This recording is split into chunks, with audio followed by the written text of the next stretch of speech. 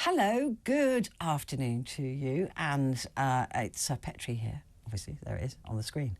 But if you're listening on the radio, you wouldn't know that. So it's Petri with you until 4 o'clock. And we've got so much coming up. We've in the next hour as well. We're going to have a billionaire in the studio. I've already asked if he's married. Apparently he is. But we're going to have a billionaire in the studio. I don't think I've met a billionaire before. I've met a millionaire. And I've met people who have lied about being billionaires, but I've never met an actual billionaire. So I'm going to be talking to him in the next hour. And we're also going to be talking to a singer-songwriter and you. I need to talk to you too. So if you hear anything or see anything you'd like to comment on, please do. 0344 499 1000. Now, though, I'm not sure if you're into astrology. You know, what do you check your star signs? Are you into it? Do you believe it? I mean, I have to say that I do sometimes read mine, but I'm not sure that I'm fully on board with it. Although people go, "Oh, you're definitely a Virgo. You know, you even look like a Virgo. You've got the traits of a Virgo. Very controlling, very organised, all of that." So anyway, Julian Venables is here to discuss this with me. He's an astrologer. Julian. Hello, Petri. Hello there. Do I look like a Virgo? Well... I'm always told I've got the traits, blue eyes, you know, all that, you know. There's a whole branch of astrology that deals with what we call physiognomy, which is how people look according to their star signs. And it's not just the sun sign. So you might be a Virgo, but there are other planets involved and other what we call angles of the chart that create and shape the face at the time of birth. Ah, interesting, interesting. Well, look, like I said, I always read mine. I really don't know when. I go, oh, sometimes it's, you know, quite interesting. But I never see them, you know, it's always of the day. So it'd be interesting to see what's in store for the year. And are you somebody who combines with the Chinese charts as well? Or is that I just do Western astrology. Okay. That's my speciality. Okay. All right. So let's take Virgo because that's what I am. Right. I'm not giving you a year of birth, but what's happening next year for Virgos?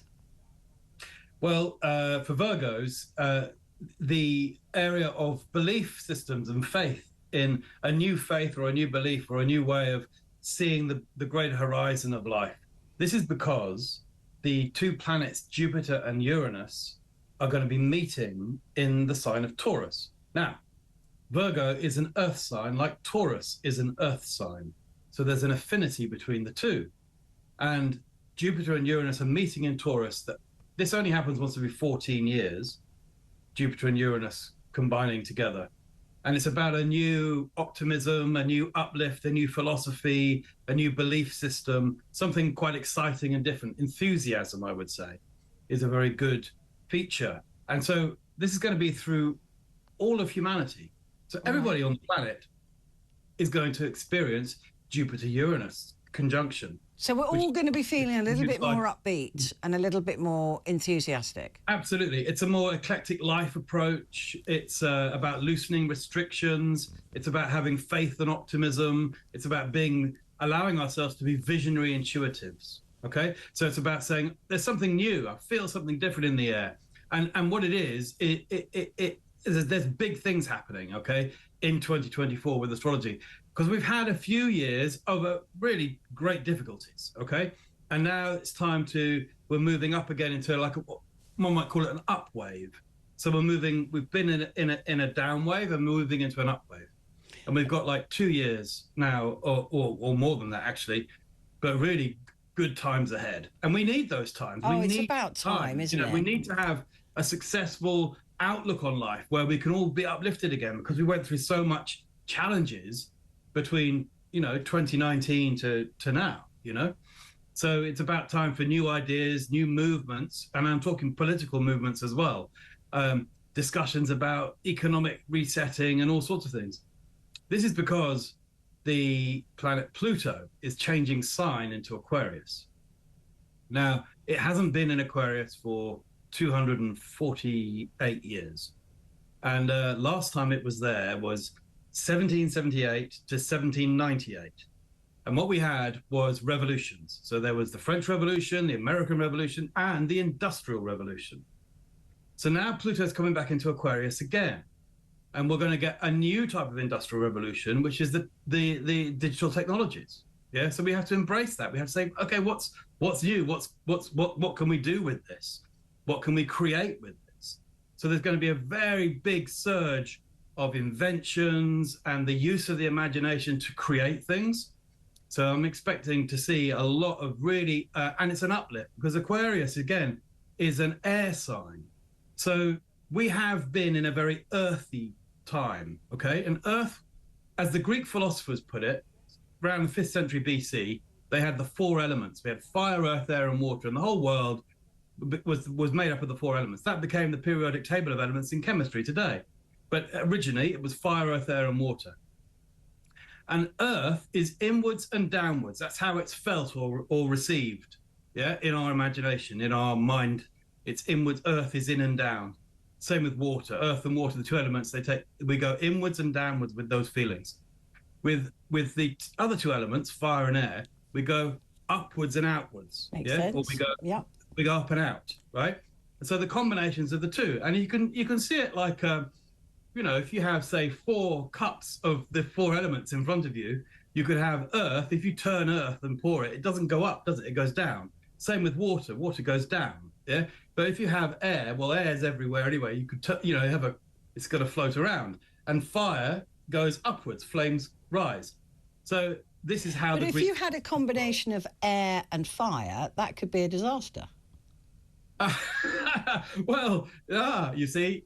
As the Greek philosophers saw it, and right through Renaissance, and is air feeds fire. Think of the bellows in a blacksmith's forge, right? How you would, or say you've got a nice, you feed it air, and that makes the flames grow. Now, in terms of astrology, that element of fire is creativity. Yeah? It's the spirit of life. It's not like burning. It's the creativity of life and the spirit and the uplift of humanity. So it's inspiring, it's enthusiastic, it's optimism, and that's a very good thing. So when air comes in, which is what it's doing next year, Jupiter goes into Gemini, Pluto's in Aquarius. I'm going to give you the dates in a minute for these things so people can put it in their diaries, and you just see how you feel, right? When I tell you these dates, you'll note them further down the line. You'll be like, oh, that was interesting, because something's on its way and it's good. So the air uplifts things, and then the fire will then generate because of that. So we'll have more creative spirit. And it's taking us away from the earthiness and into the uplift of humanity. And we need those. We do have those. Definitely need that. They do come around, when we get these wonderful moments where we go, gosh, we're really on the right path, and things are new and different and exciting. Yeah. And that's what we're about to get. So it's pretty good news, really. All right. So give me some dates as to when we can expect some exciting things to happen. Yeah. So firstly, Pluto goes into Aquarius on the 20th and 21st of January. That's less than a month away. Okay. Now that is very, very exciting, and there's probably likely to be some events that are going to be noted at that time. Okay, so 21st of January, Pluto moves into Aquarius. The next thing will be the Jupiter-Uranus conjunction that I mentioned earlier. Now that's the week that really happens is the 18th to the 25th of April. So you can allow sort of a window of time and see what happens there. Think of it like you're planting a seed in a new field, right? So it's like being, here's this fallow field. What can I turn it into? Well, Jupiter's the planet of growth, opportunity, and expansion. Uranus is the planet of innovation, surprises, and unexpected things, but very progressive. So it's a combination of opportunity plus progression, and it's being planted to grow something new that will take a 7-year to 14-year cycle. And that could be anything. Could that be a relationship? Could that be a job? Yes. Absolutely. That could be anything. Moving home. I'll go through the signs. So for Aries, that's going to be about making money. For Tauruses, it's about a new identity or a way of approaching the world. For Geminis, it's about going slightly into the behind the scenes to reflect on things. For Cancerians, it's more about friends, groups, and associations, and linking up and networking. For Leos, it's about their career and their public face, or how they want to be seen in the world. For Virgos, your sign, it's about your faith and belief, how you see, believing in something new. That'll be the day. I'm so cynical, but yeah, I'll take your word for it. And it's for you also good for broadcasting, by the way, because it's in the part of your chart that would be to do with broadcasting. Okay, so maybe some expansions in those areas. Okay. For Libras, it's about, again, to do with money and resources. Okay, but also kind of has a link to relationships. For Scorpio, it's about relationships very directly, and specifically the beginning of a new one or the ending of something. As Scorpions are very good at beginnings and endings of things, but it's very much to do with relationships. For Sagittarius, it's about how one applies oneself in one's working world. So it's to do with jobs and work and things like regularity and keeping up with how to apply oneself in the world. With with Capricorns, it's about a creative expansion or process. So it could be to do with having children and possibly procreation, but it's about having fun. And with Aquariuses, it's about having a sense of home life and domesticity, changing house maybe, or moving possibly. For Pisces, it's very much about communications and how to communicate better. Also links locally to one another, like linking like neighborhoods together and things like that. For Aries, and that brings us back round to Aries, which I started with. Yeah. Okay, so there's this is something for us to look forward to. Then but there will be change. There's change in the air, and mostly positive. Yes. I think this sense of uplift is very, very positive. Now, it can be taken in any number of ways in the world. People are going to, but in your own life, in each of our own lives, see it as an uplift. See it as something new and different and quite exciting. Another set of dates for you to think about here. So I've given you the April ones, yeah. Exactly. So 20th of May to the 2nd of June. Okay. 20th of May to the 2nd of June is this uplift, all right?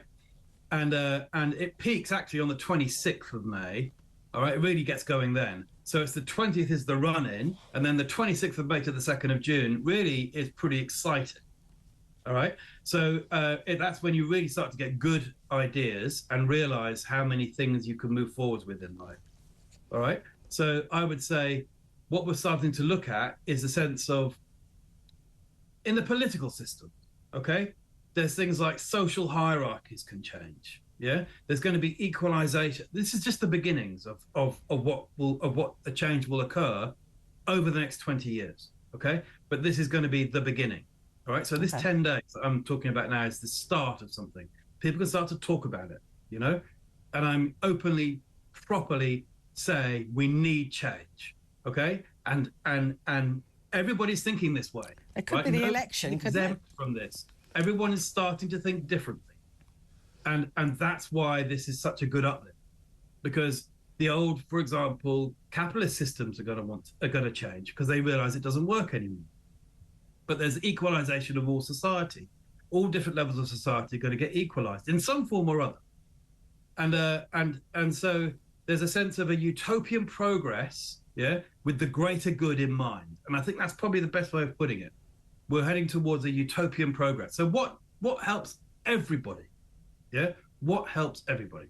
Well, I'm telling you, we are well due it, aren't we? And I wonder if the election will fall at that time. I don't know whether that's going to bring us utopia, though. But I'm telling you what, Julian, I'm going to be looking at those dates. Very excited about May. Thank you very much indeed, Julian Venables there, who's an astrologer. It was really, really interesting. Stay where you are. There is so much more to come.